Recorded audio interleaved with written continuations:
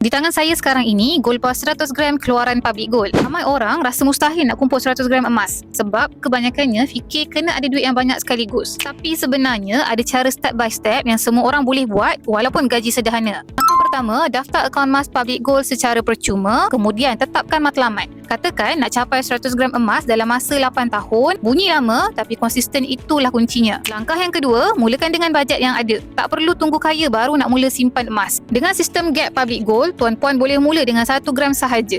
1 gram pada hari ini lebih kurang 500 ke 600 ringgit ikut harga semasa. Langkah yang ketiga, jadikan menabung emas itu sebagai rutin. Kalau sanggup belanja RM15 sehari untuk kopi atau makanan luar, sebenarnya dah cukup untuk simpan 1 gram emas sebulan. Nak lebih mudah, boleh buat auto debit. Barulah duit tu terus masuk akaun emas anda tanpa anda sedar. Langkah yang keempat, biar masa yang bekerja. Konsisten 100 bulan, maka anda dah konsisten menabung 100 gram. Jadi kalau nak cepat, gandakan simpanan mengikut kemampuan. Bila ada kenaikan gaji, dapat bonus dari syarikat, duit kerja part time boleh tambah lagi dalam simpanan. Jangan habiskan semua. Selepas usaha yang konsisten, sedar-sedar anda dah genggam 100 gram emas ini. Nilai 100 gram gold bar ini bukan sahaja ribuan ringgit, tapi jadi pelindung masa depan untuk kecemasan, pendidikan anak-anak atau dana persaraan. Kesimpulannya, nak kumpul 100 gram ini bukan soal mampu atau tak mampu, tapi soal disiplin dan konsisten. Jadi, tuan-tuan, mulakan pada hari ini sikit-sikit, lama-lama jadi bukit, iaitu 100 gram emas yang anda genggam untuk selamatkan masa depan anda. Bagi yang ada bajet sekitar RM60,000, anda boleh dapatkan 100 gram ini secara bayaran penuh. Bagi yang nak kumpul sikit-sikit gram emas, boleh mula menabung di akaun Gap Public Gold dengan serendah RM100. Boleh isi form yang saya sediakan atau rujuk pin video di profil saya,